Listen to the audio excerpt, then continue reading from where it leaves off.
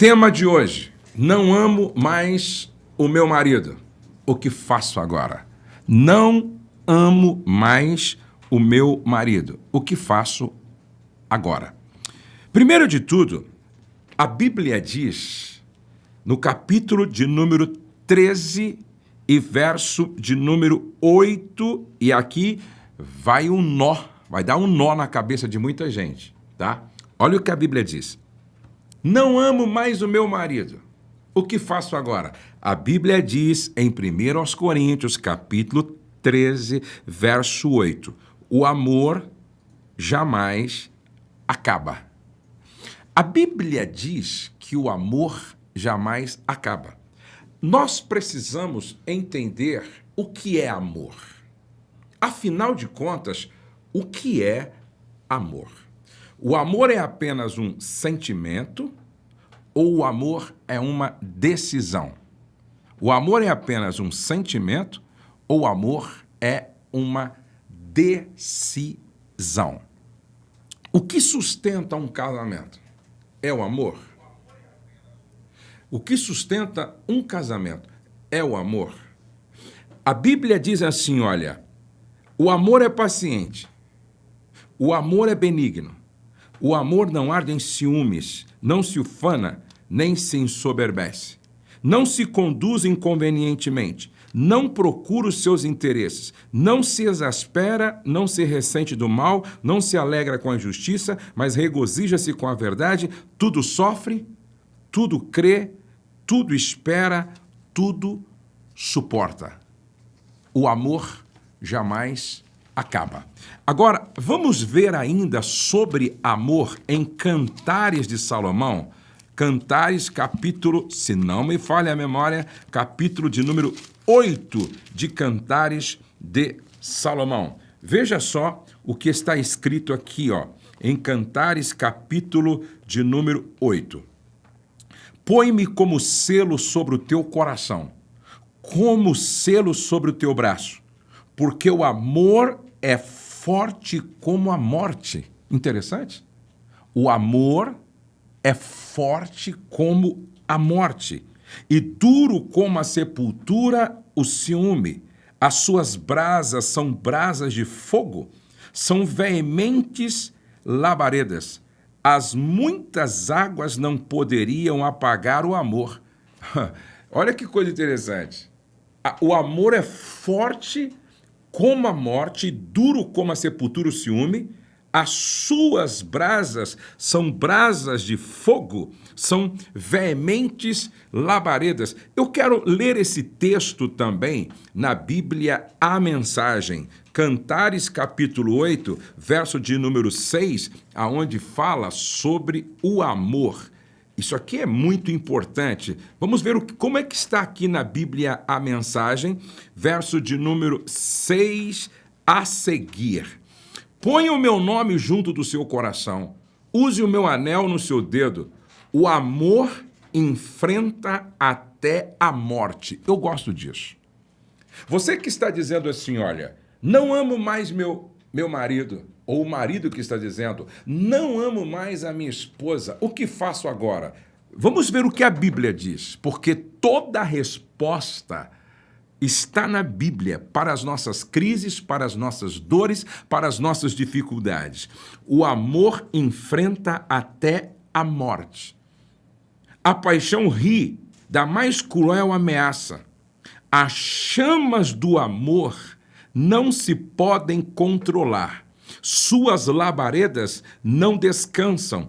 As muitas águas não podem apagar o amor. As muitas águas não podem apagar o amor, as correntezas não conseguem arrastá-lo, nem toda a riqueza do mundo pode comprá-lo.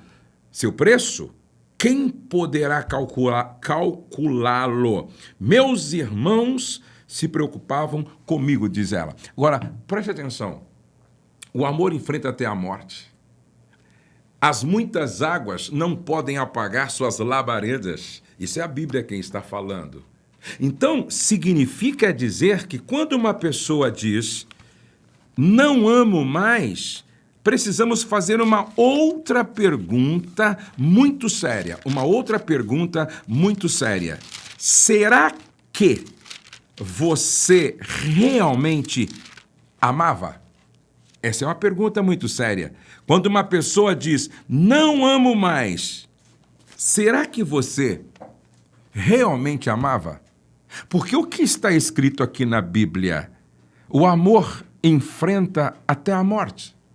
O amor enfrenta até a morte. As chamas do amor não se podem controlar, suas labaredas não descansam. Deixa eu enfatizar o que eu venho dizendo há um bom tempo. Antes de ser um sentimento, o amor é uma decisão. Vou repetir. Antes de ser um sentimento, o amor é uma decisão. A gente decide amar. A gente decide amar. Eu estava explicando segunda-feira para um grupo de pessoas o seguinte. Você sabia que gostar é diferente de amar? Sabia disso? E qual é a diferença entre gostar e amar? A gente gosta daquilo que é gostoso. Interessante. A gente gosta daquilo que é gostoso. Agora, a gente ama o que é gostoso e a gente ama até o que não gosta. Essa é a grande diferença. Por isso Jesus, ele fala lá em Mateus capítulo 5, que o cristão deve amar até os inimigos. O cristão deve amar até quem não gosta. Querem ver? Deixa eu ler para você aqui, ó, Mateus capítulo de número 5. Às vezes eu pergunto para algumas pessoas que se comportam de uma forma tão estranha. Que Bíblia você está lendo, irmão? Que Bíblia você está lendo, irmã?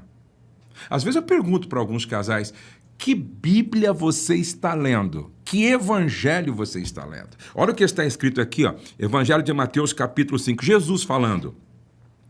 Ouvistes que foi dito?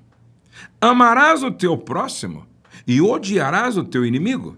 Eu, porém, vos digo, amai os vossos inimigos. O quê? Amai os vossos inimigos e orai pelos que vos perseguem. Não é para fazer aquela oração de feiticeiro, não. Senhor, toca fogo naquela casa que todo mundo morra. Não, não, não, não. Senhor, que uma praga caia em cima daquela família. Não, não, não. Não é esse tipo de oração para fazer pelos inimigos, não. Olha aqui, ó. Eu, porém, vos digo, amai vossos inimigos e orai pelos que vos perseguem. Orar abençoando. É tipo assim, ó, Senhor, todas as bênçãos que eu quero sobre a minha família, que venha sobre a casa daquele que me persegue.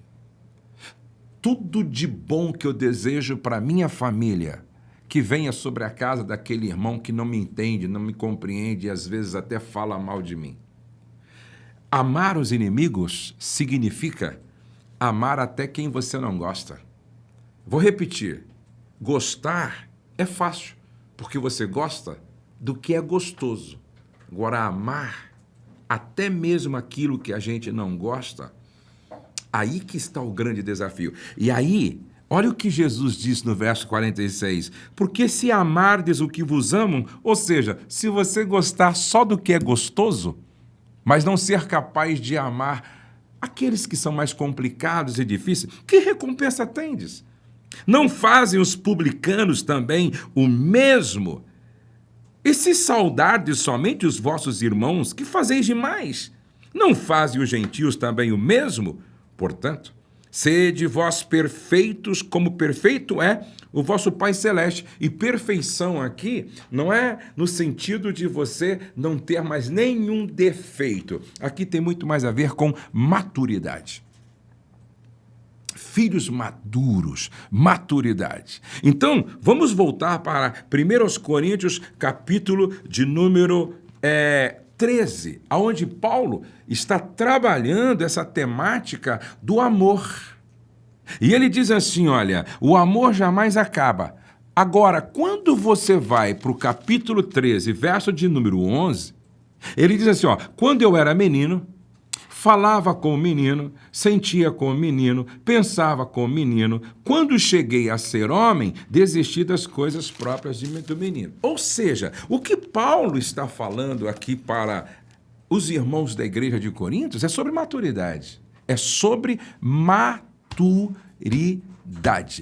Fica muito claro aqui que o que sustenta um casamento é a decisão de amar até que a morte nos separe. O que sustenta um casamento é a decisão de amar até que a morte nos separe. Antes de ser um sentimento, o amor é uma decisão. O que sustenta o casamento não é o amor. É o casamento que sustenta o amor.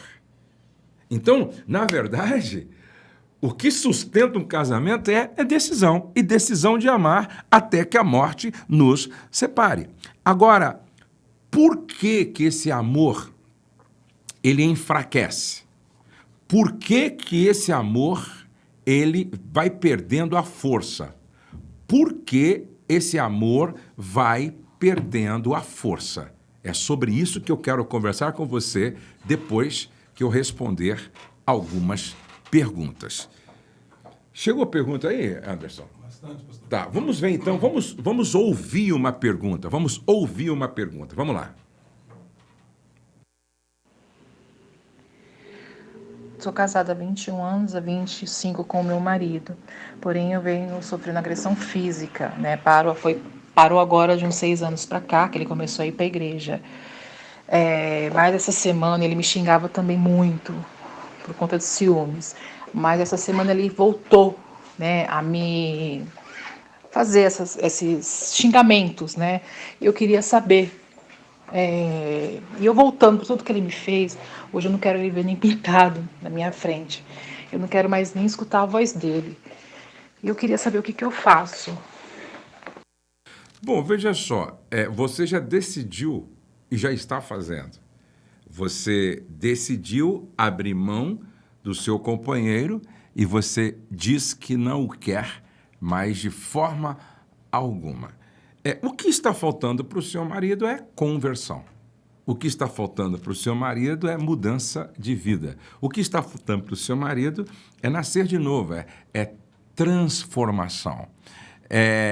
Temperamento não se muda, se controla. Caráter, sim. Há uma transformação. Quando uma pessoa nasce de novo, ela ganha a mente de Cristo.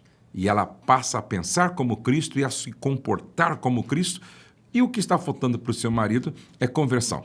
Se ele tiver um encontro com Cristo e mudar de vida e passar a ser um nascido de novo, eu acredito, se você realmente deseja, pode haver uma reconstrução do casamento. Você pode fazer pergunta aqui no Instagram e pode fazer pergunta também aqui no YouTube e no Facebook. Tem alguma pergunta aí, Léo? Tem um rapaz perguntando. Minha namorada me amava muito, mas ela viu algumas curtidas em uma foto e ficou com nojo de mim. Está totalmente seca. Como que eu faço para reconquistá-la? Primeiro, você não deve ceder a essas tentações de ir curtindo. Eu não sei, tem pessoas que faltam com bom senso. Veja só, admirar eu posso. Agora, você sair curtindo foto de menina com biquíni, foto de mulheres vestidas de forma descomposta, foto que você... Eu acho que não faz sentido. Alguns homens querem que a esposa confie neles, mas eles têm um comportamento que não dá essa segurança para as suas esposas, noivas e namoradas.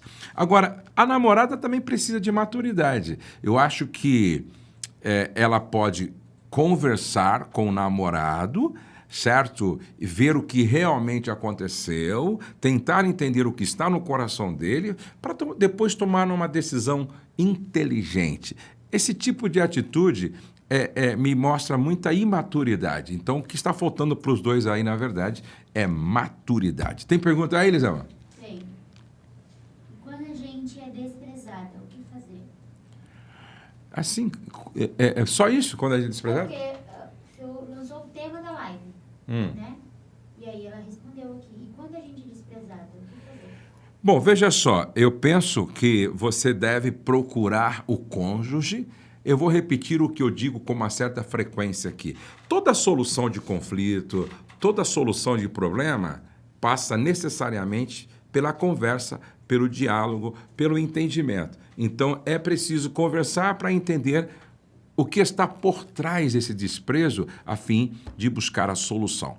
Vamos ouvir mais uma pergunta, então, que vem pelo áudio. Se você tem uma pergunta e quer mandar pelo WhatsApp, no áudio é 11 95 669 6938. Vamos lá. Olá, boa tarde, a paz do Senhor. Meu nome é Aline, eu falo de São Paulo, capital. Sou da igreja aqui da Zona Leste, Comunidade dos Discípulos. E a minha pergunta é: até quando a gente pode acreditar no relacionamento, na mudança, né, do cônjuge?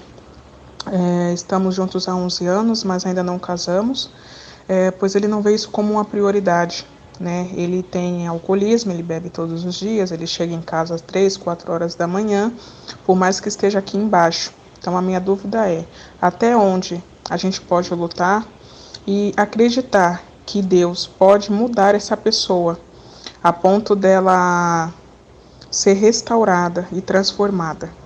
Obrigada. Boa tarde. A gente tem que crer em milagre, a gente tem que acreditar no sobrenatural, a gente tem que crer que Deus pode fazer. Mas quando uma pessoa não quer, nem Deus ajuda. O grande problema é que as pessoas precisam, mas não querem. Por exemplo, o seu esposo precisa de libertação, mas ele quer. O seu esposo precisa de cura, mas ele quer. O seu esposo precisa ser alcançado por um toque da graça de Deus, mas ele quer. O grande problema é que tem pessoas que precisam, mas elas não querem. E quando a pessoa não quer, nem Deus pode fazer. Agora, existe um limite. Existe um limite. E eu peço que você deve saber qual é o seu limite, certo? Chega uma hora que não tem como mais sustentar uma relação onde o outro não só está se autodestruindo, mas está destruindo os outros ao seu redor. Então, veja qual é o seu limite. Veja até onde você aguenta e suporta isso. E aí, eu quero crer que você é madura o suficiente para tomar uma decisão que seja bom para todos, ok? Última pergunta, vamos lá. Vamos ouvir mais uma pergunta aqui. A paz do Senhor, é a Maquele de Barueri, sou da Assembleia de Deus Belém. Eu gostaria da ajuda de vocês, porque meu esposo anda cismando com tudo, colocando coisas na cabeça como se eu estivesse traindo ele. Isso já tem um bom tempo e dessa vez ele resolveu separar. Eu amo muito ele e não aceito o inimigo lutar dessa maneira contra o meu relacionamento. Nós temos alguns pontos a considerar. Eu costumo dizer que nada acontece a partir do nada, certo? Se o seu marido tem uma desconfiança, essa desconfiança nasceu a partir de alguma coisa. Porque ninguém desconfia do outro assim sem que haja do nada. Eu acordei desconfiado da minha mulher, sendo que ela nunca me deu motivo. Não, eu acordei desconfiado do meu marido, sendo que ele nunca deu motivo. Não, eu acordei desconfiado da minha filha, sendo que nunca houve motivo.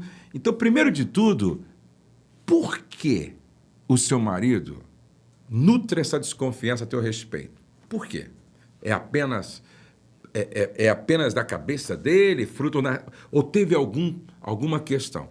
Segundo, às vezes acontece o contrário, não é? Às vezes o marido quer sair fora da relação conjugal, então ele precisa de um motivo. Então ele arruma um motivo. Olha só o que eu já vi acontecer. Presta atenção. Eu já vi acontecer isso. Um marido, entendeu?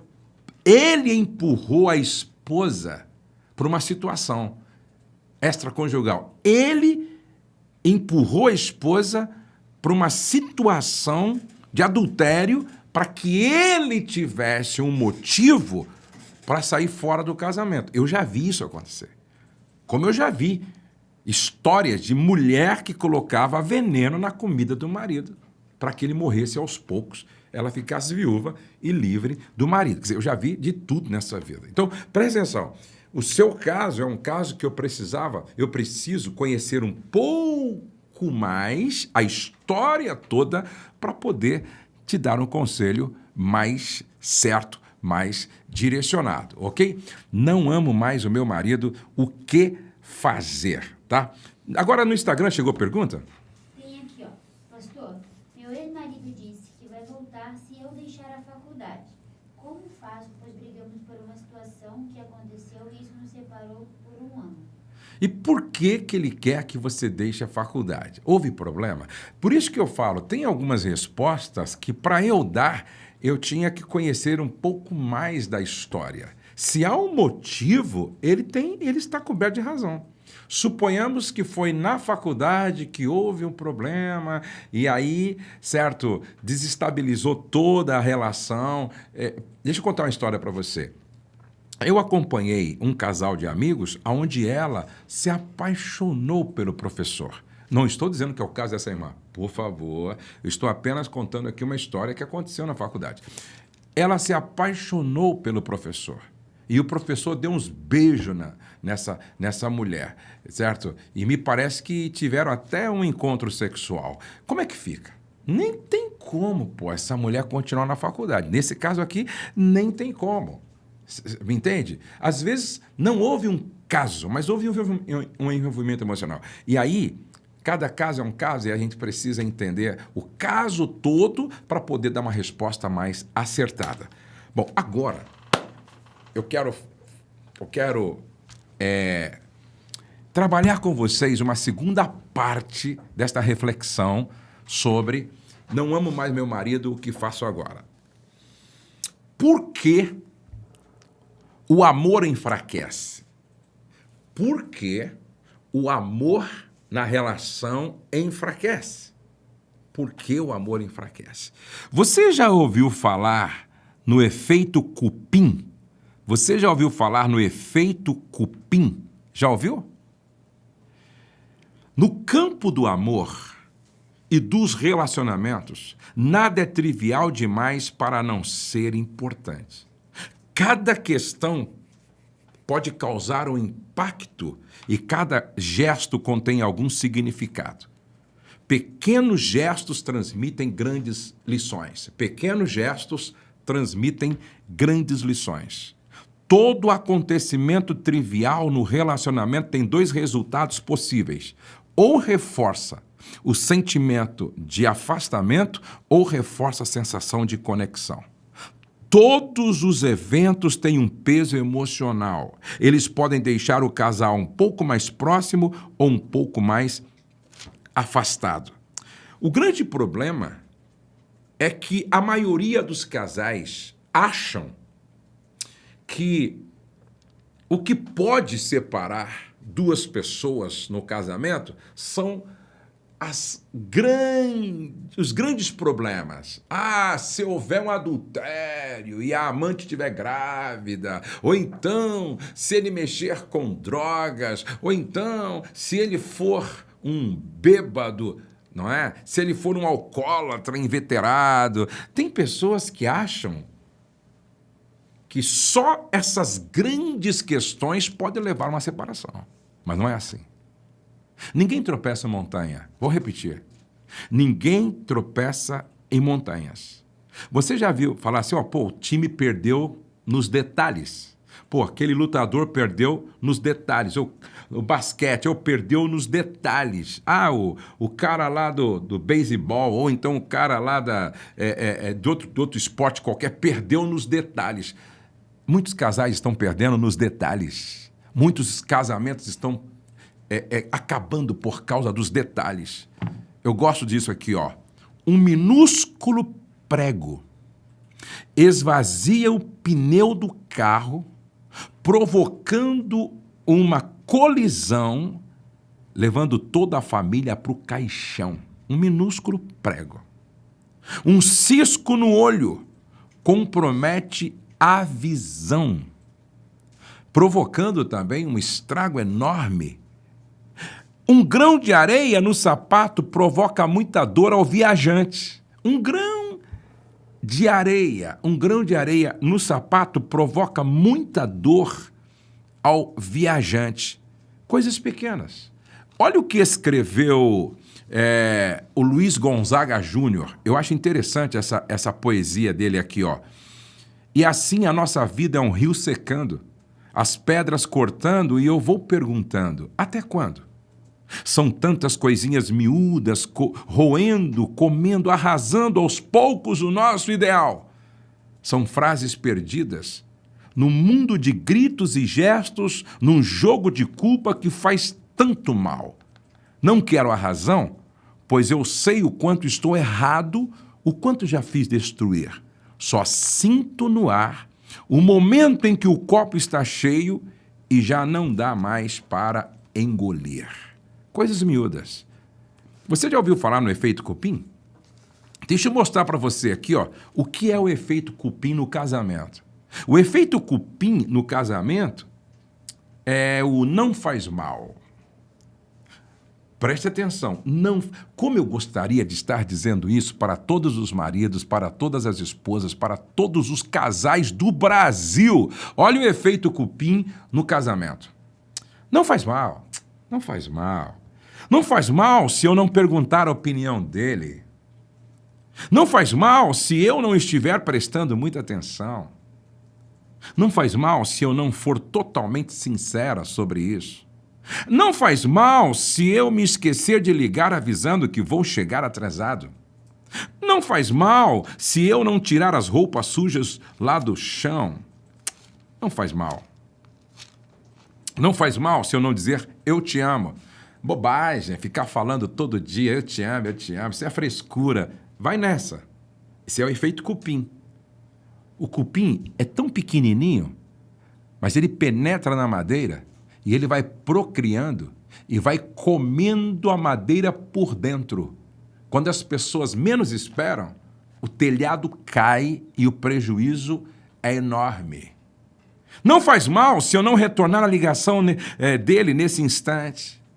Não faz mal se eu não parar o que estou fazendo para ouvir com mais atenção o que ela está dizendo. Não faz mal se eu comer o pedaço de bolo que ela estava aguardando para mais tarde. Não faz mal se eu preparar um suco só para mim e não oferecer para preparar para ele também. Não faz mal se eu não arrumar a cama hoje. Não faz mal se eu nem sempre disser obrigado. Não faz mal se eu deixar as luzes acesas à toa. Pequenos gestos podem produzir grandes mudanças para o bem ou para o mal. Pequenos gestos transmitem grandes mensagens. Um abraço alimenta o amor. Um sorriso alimenta o amor. Um beijo alimenta o amor. Um bom dia alegre alimenta o amor. Um bilhete de amor alimenta o amor. Então, quando as pessoas dizem não amo mais meu marido, não amo mais minha esposa, a pergunta é, será que esse amor não está desmaiado porque não foi alimentado? Vou repetir. Será que esse amor não está desmaiado porque não foi alimentado? Essa é uma pergunta interessante. Antes de orar, porque eu quero orar pelos casais hoje, eu quero orar pelas famílias hoje, eu quero orar e orar, e orar, porque eu creio no poder da oração em favor de todos que precisam. Mas antes eu quero responder mais algumas perguntas. Vamos lá para mais uma pergunta. Tem pergunta aí, Elisama? Tem uma aqui, deixa eu achei, peraí. Vamos lá. Uma água. Enquanto a Elisama está procurando, vamos aqui, o Anderson, solta para mim mais uma pergunta aí no ar. Boa tarde, pastor. Recentemente eu descobri que fui traída. Ele me pediu perdão, a gente conversou e eu perdoei. Eu amo ele. Somos casados há 17 anos, temos filhos, então é uma história. Só que eu sei que o lado fraco dele é esse, de ficar olhando para outras mulheres, e eu sei que o olhar não é um olhar só de admiração, às vezes é cobiça. Então eu quero saber qual é a atitude que eu tenho que tomar, porque diante dessa traição eu senti como se a culpa fosse minha, mas eu nunca deixei a desejar como esposa. Então eu quero saber o que eu devo fazer. Quando um homem trai a mulher, não é apenas uma questão de a fraqueza dele é essa. Eu penso que é uma questão de integridade, de caráter. As pessoas não traem não porque não são tentadas. Elas não traem porque elas têm integridade. Elas têm integridade. Então, um conselho que eu dou a você é levar o seu marido a ter um encontro com Deus. A levar o seu marido à presença de Deus. Porque quando o homem tem um encontro com Deus, quando o homem está próximo de Deus, quando o homem busca a Deus, há temor no coração dele. E o que sustenta um homem de pé é o temor de Deus no seu coração. O que sustenta um homem de pé é o Espírito Santo ocupando a vida deste homem e dirigindo a sua vida em todos os sentidos. Então, o que o seu marido está precisando não é apenas de uma mulher virtuosa, de uma família abençoada. O seu marido está precisando de ter um encontro com Deus. Se ele tiver um encontro com Deus, muda tudo. Aí muda tudo. Vamos para mais uma pergunta. Aqui, ó. Um rapaz diz que me ama, mas eu não sinto o mesmo. O que eu faço? Não faz esse caso. Né? Nesse caso você não faz. Ela disse assim, ó, o rapaz diz que me ama, mas eu não o amo. O que eu faço? Então, não faz. Não é verdade? Não faz. Eu acho que você não pode entrar num relacionamento. Veja só, gente, às vezes, deixa eu explicar aqui. Às vezes, não é? Você não ama ele, mas você gosta de estar perto, você gosta de conversar, é uma boa companhia, é um bom papo. Então o amor pode surgir daí. Agora, se não tem liga, se não é bom estar junto, se não, você não é bom para você bater papo, conversar, estar junto, a companhia às vezes não é assim agradável como você gostaria e tal, então nem começa. Agora, se de repente a companhia é boa, o papo é bom, você gosta de estar com ele, aí pode nascer o amor. Aí pode nascer um sentimento, porque antes de ser um sentimento, o amor é uma decisão. Vamos lá. O que fazer quando não conseguimos mais acreditar no que o marido fala? É o que eu estou dizendo, gente. A maioria das pessoas que estão vivendo essa crise, elas estão longe de Deus. Elas estão longe da palavra, elas estão longe dos valores do Evangelho, elas estão longe de ter uma vida cheia do Espírito Santo. O que as pessoas precisam, na verdade, é se aproximar de Deus, é se relacionar com Deus, é ler a palavra, é orar, é se envolver com a vida da igreja, é ter mudança de mentalidade. A Bíblia diz em Romanos capítulo 12 sobre renovação da mente. É o que as pessoas precisam. E quando isso acontece, se resolve. Mais uma pergunta. Vamos ouvir mais uma pergunta? Estamos indo, então, para o final. Aqui tem o minha pertinente. Tá, só um momentinho. Vamos lá, mais uma pergunta? Depois... Graça e paz, príncipe, se for homem, né? Se for mulher, paz do Senhor, querida. Eu sou homem, né? Foi o único meio pelo qual eu posso entrar em contato com o pastor Josué Gonçalves ou com vocês, né? Se vocês não quiserem ouvir o áudio também não precisa, mas eu queria que ele abordasse um tema futuramente, né, que eu vejo muito isso acontecer e hoje está acontecendo comigo, é sobre os dois serem de ministérios diferentes, né? Minha esposa não se adaptou no ministério ao qual eu estou, como líder de célula, como um louvor, né, fazendo a mordomia cristã no ministério, e ela não se adaptou. Quando casamos, ela era de outro ministério, e quando damos entrada no casamento, ela decidiu me acompanhar, só que ela não se adaptou no ministério e saiu e voltou para a antiga congregação dela. E isso trouxe uma série de problemas, de Veja discussões. só, né?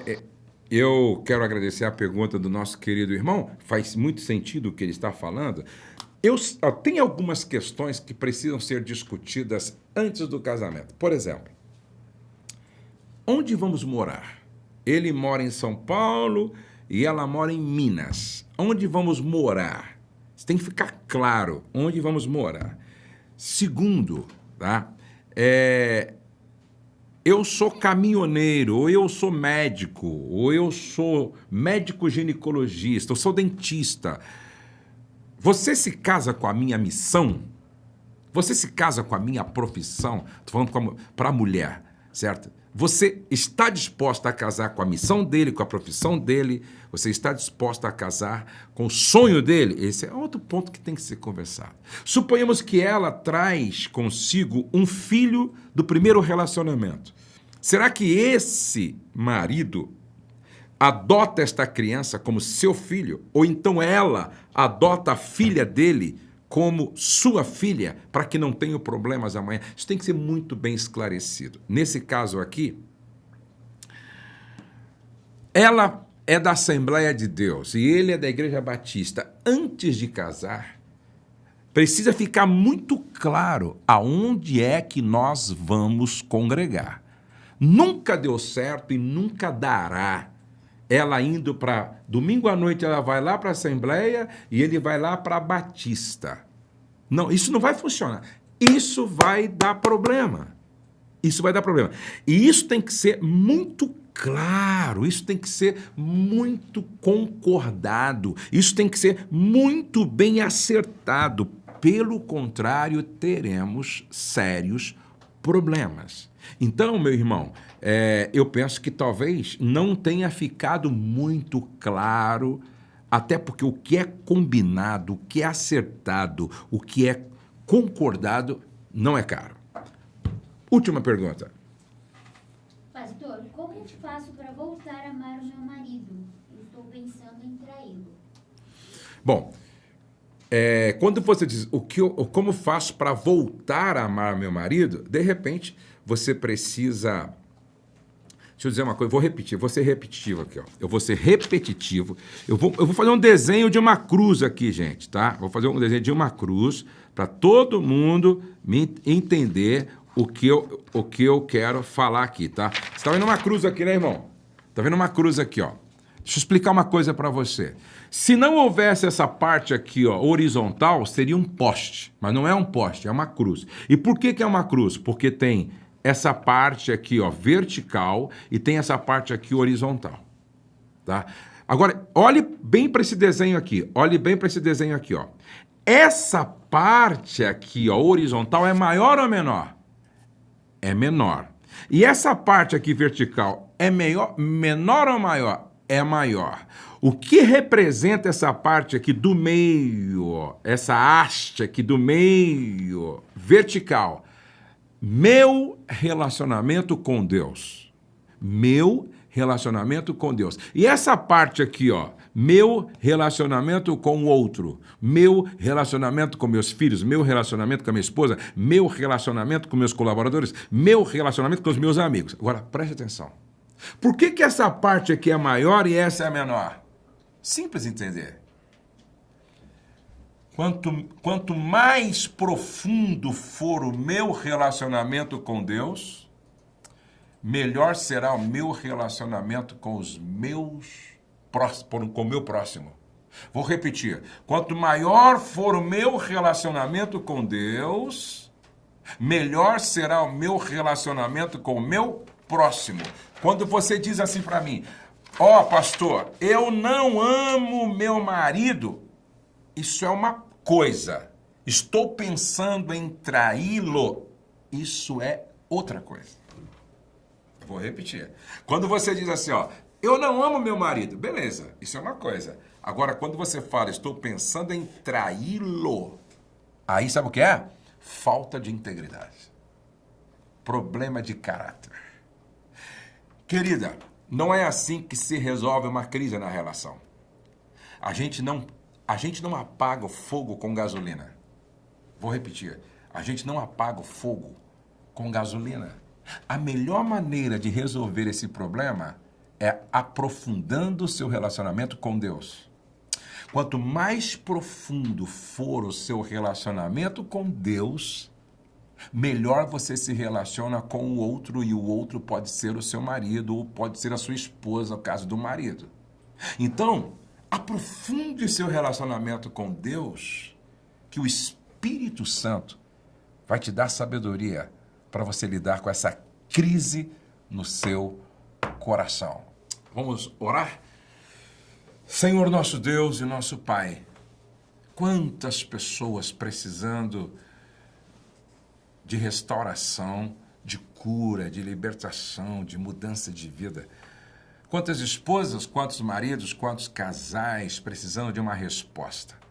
Espírito Santo, age de forma sobrenatural e extraordinária. E aonde houver uma mulher, um homem, um casal, uma família, um lar, aonde houver alguém precisando de um toque sobrenatural para que haja cura, libertação, restauração no amor. Restaura o amor, Pai. Restaura o amor. Eu peço que seja assim, em o nome de Jesus. Amém e amém. Deus abençoe você, Deus abençoe sua casa, Deus abençoe sua família. Olha, você que está me acompanhando aqui no WhatsApp, você que está me acompanhando aqui no Instagram, vou deixar aqui o telefone para você falar tanto sobre o SOS como o evento de mulheres. 11 99 754 0432. 11 99 754 0432. Um grande abraço e até o nosso próximo encontro.